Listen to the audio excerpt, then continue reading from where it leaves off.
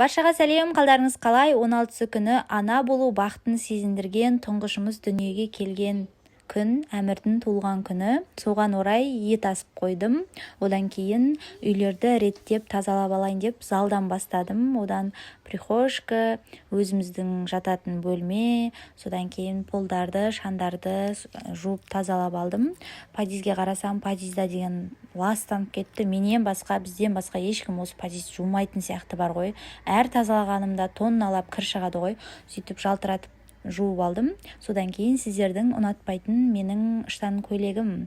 Осыны киіп алдым. Содан дастарханымды дайындап қояйын деп, бірінші енді ет жейміз ғой, сондықтан еттің дастарханын дайындап қойдым. Мына жақта етіміз күштілеп қайнап жатыр, ішінде ішектер бар дегендей.